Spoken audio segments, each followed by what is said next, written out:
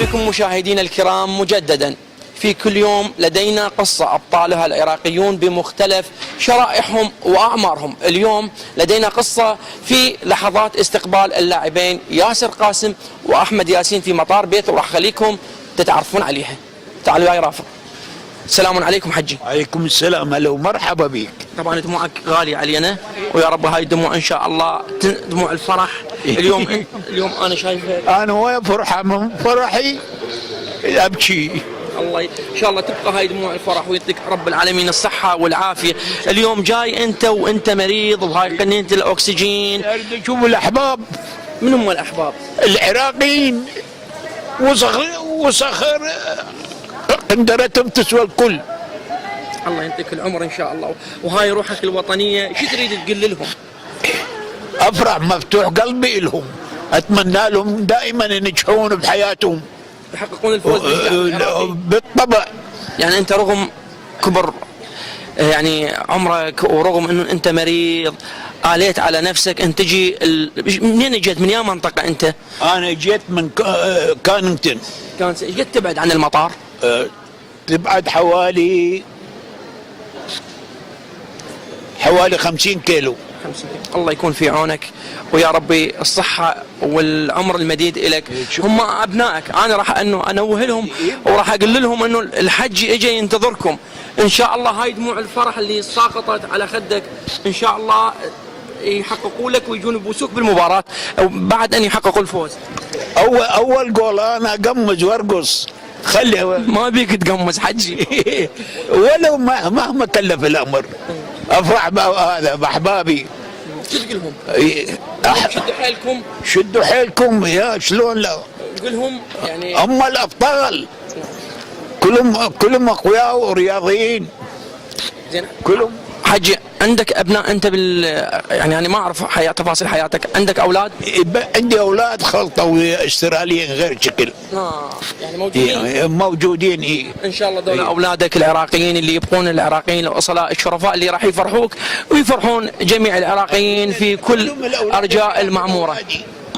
انا اشكرك جدا. وان شاء الله ما تنزل دموع من عندك غير دموع الفرح. مشاهدينا الكرام تعرفتوا على قصة اللي انا الحجي اللي ما عرفت اسمه. داود جبرائيل. داود جبرائيل. من اي منطقة انت كنت بالعراق؟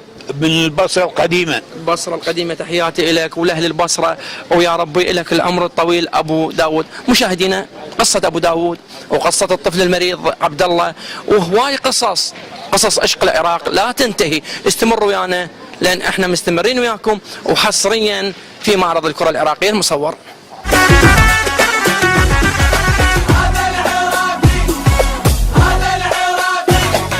لا تعاندون لو لعب التعب ما يعرف تعب، بركان نازل وغضب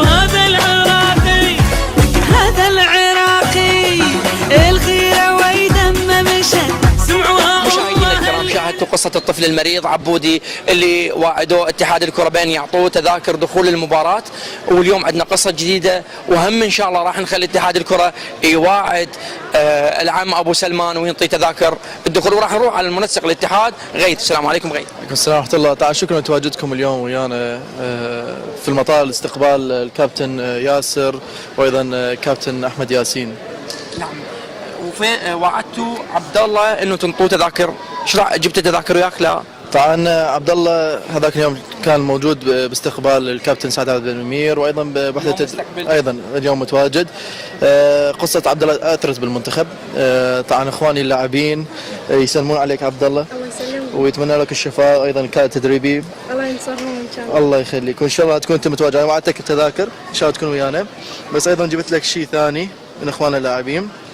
بس هاي حبيبي خلي هاي، وايضا وقعنا لك هذا فشي بسيط نقدر نقدم لك اياه عبودي.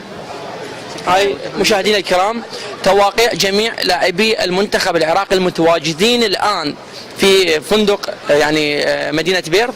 الباقيين يعني اللي ما متواجدين ما موقعين. بس عبد الله شنو شعورك بهاي الهدية؟ سعيد جدا. سعيد. شو تقول لهم؟ فرحتوني وان شاء الله تستمرون بالفرحة. الله ينصرهم ان شاء الله ويفرحونا مثل ما فرحت انت. يا ربي منصورين ان شاء الله.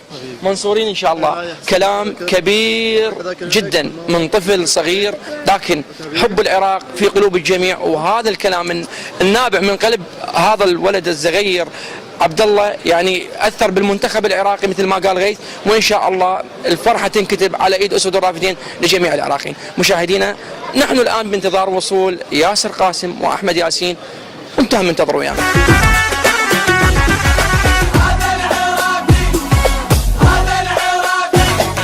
لا تعاندونا لو لعب، التعب ما يعرف تعب، بركان نازل وغضب هذا العراقي. المفاجآت وراح ناخذ Welcome ياسر قاسم. اهلا وسهلا، والحمد لله على السلامه، وان شاء الله يقدموا مستوى الفوز والنجاح بهذه المباراه.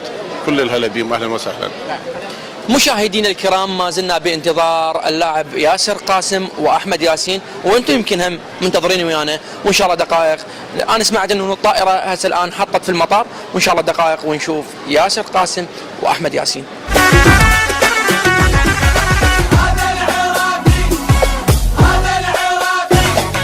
لا تعاندونا لو لعب، التعب ما يعرف تعب، بركان نازل وغضب هذا العراقي.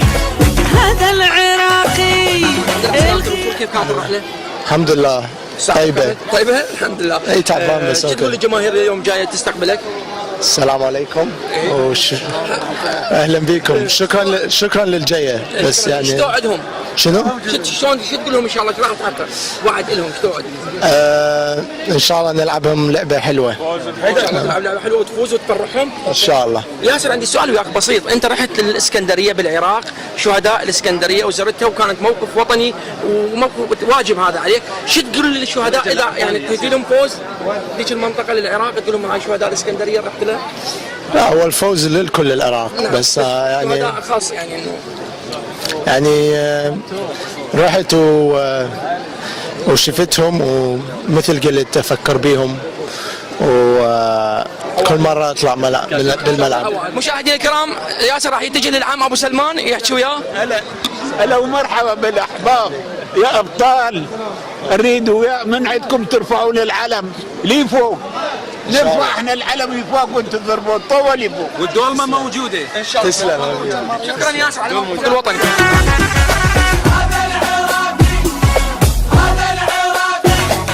لا تعاندونا لو لعب، التعب ما يعرف تعب، بركان نازل وغضب هذا العراقي.